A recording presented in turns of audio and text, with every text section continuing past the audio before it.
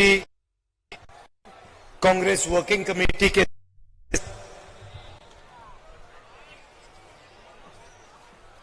PCC president साहब, CLP leader,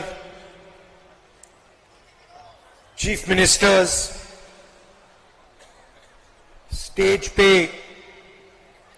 Congress party के वरिष्ठ नेता, भाइयों और बहनों, प्रेस के हमारे मित्रों, आप सबका यहां बहुत बहुत स्वागत, नमस्कार। मैं जानता हूं कि आप सुबह से यहां बैठे हो। दिल्ली में फॉग के कारण हमारी फ्लाइट, खारगे जी की फ्लाइट डिले हो गई, इसीलिए हम समय पर नहीं आ पाए। आप सबको कष्ट हुआ, इसके लिए मैं आप सबसे शुरुआत में ही माफी मांगना चाहता हूं।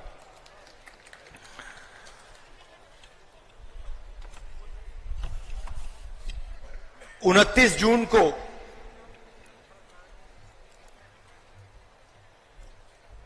मैं मणिपुर आया था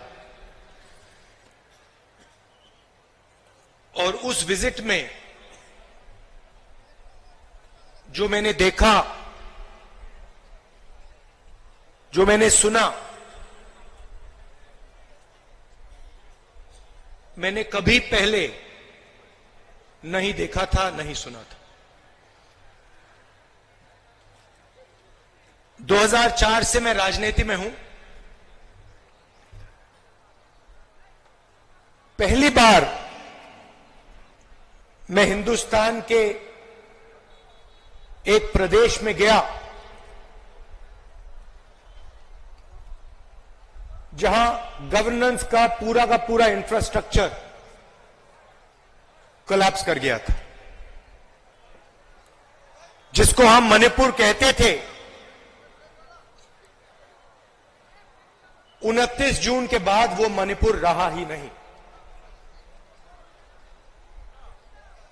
बट गया। कोने कोने में नफरत फैली, लाखों लोगों को नुकसान हुआ,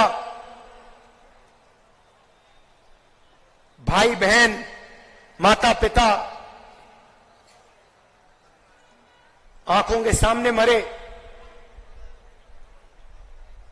और आज तक हिंदुस्तान के प्रधानमंत्री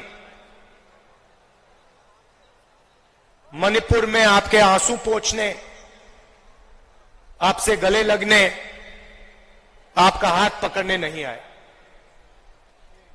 शर्म की बात। शायद नरेंद्र मोदी जी के लिए, बीजेपी और आरएसएस के लिए मणिपुर हिंदुस्तान का भाग ही नहीं है। आपका जो दुख है, आपका दर्द है, वो उनका दुख, उनका दर्द नहीं है। पिछले साल हमने भारत जोड़ो यात्रा शुरू की। कन्याकुमारी से कश्मीर तक हम चले, 4000 किलोमीटर चले और भारत को जोड़ने की हमने बात की, नफरत मिटाने की बात की, एक धर्म को, एक जात को दूसरी जात से मिलाने की बात की और बहुत अच्छा रिस्पांस मिला। लाखों लोगों से बातचीत की, उनका दर्द सुना।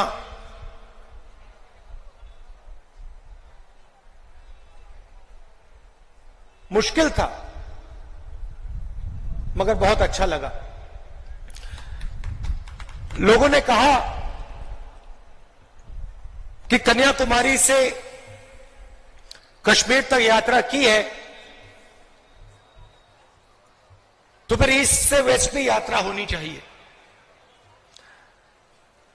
और मैं चाहता था कि जैसे हमने पैदल यात्रा की कन्याकुमारी से कश्मीर, वैसे ही हम ईस्ट से वेस्ट पैदल यात्रा करें।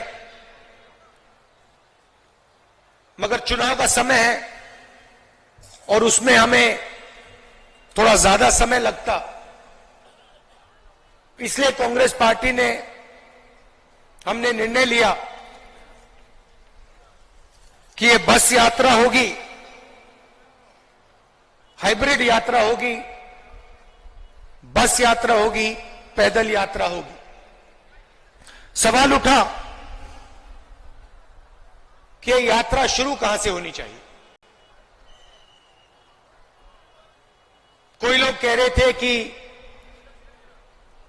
वेस्ट में शुरू होनी चाहिए, कोई कह रहे थे ईस्ट में शुरू होनी चाहिए, और मैंने साफ कहा कि अगली भारत जोड़ो यात्रा सिर्फ मणिपुर से ही शुरू हो सकती है और कहीं से नहीं शुरू हो सकती।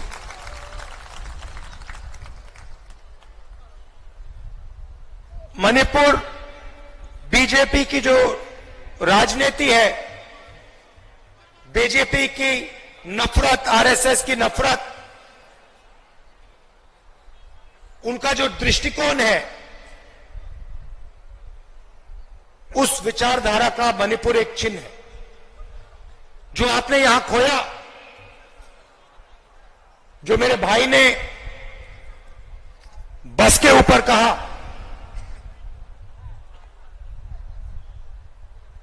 कि we have lost what is most precious to us. You have lost it because of the ideology of the BJP, because of the politics of the BJP, because of the hatred that the BJP and the RSS spread in their politics.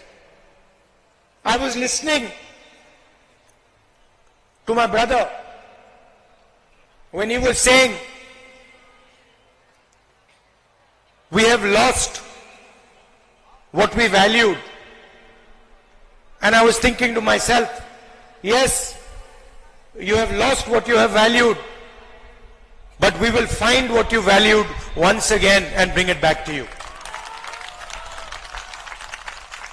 We understand, all of us on the stage understand the pain that the people of Manipur have been through.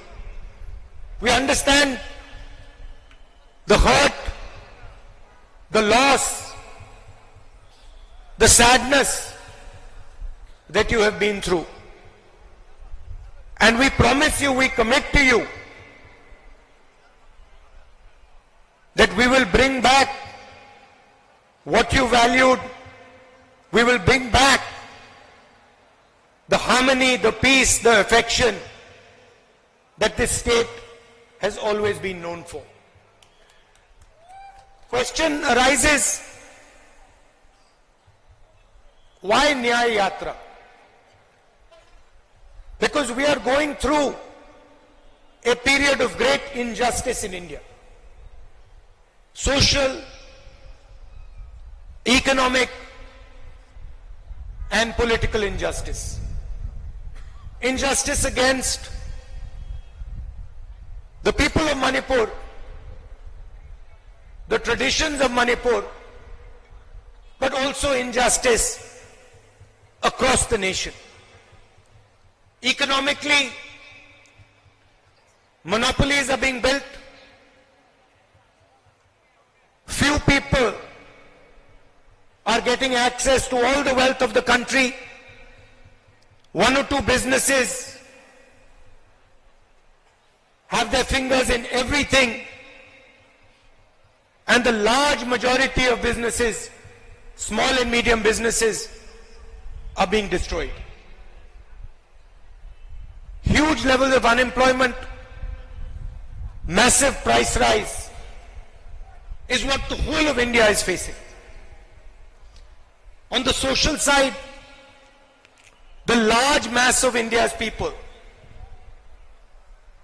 the lower castes, Dalits, tribals, simply do not have a say in the governance system of the country. I have given example upon example of how the large mass of our people are excluded from the political system, from the governance system. So these are the issues that the Bharat Chodo Nyaya Yatra is going to raise. But this is less about us and more about you. Bharat जोड़ो यात्रा में हम सुबह शुरू करते थे, 6 बजे शुरू करते थे और 7 बजे रात तक हम चलते थे. हमारा भाषण 20-25 मिनट का होता था. शाम को हमारा एक भाषण होता था, मगर 7-8 घंटे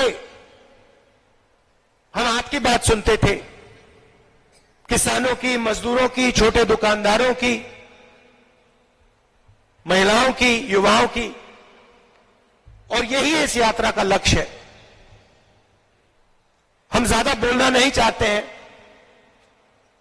हम आपको अपनी मन की बात नहीं बताना चाहते हैं, हम आपकी मन की बात सुनना चाहते हैं, आपका दर्द समझना चाहते हैं और आपके साथ हिंदुस्तान का अगला जो विजन होगा, हिंसा का नहीं,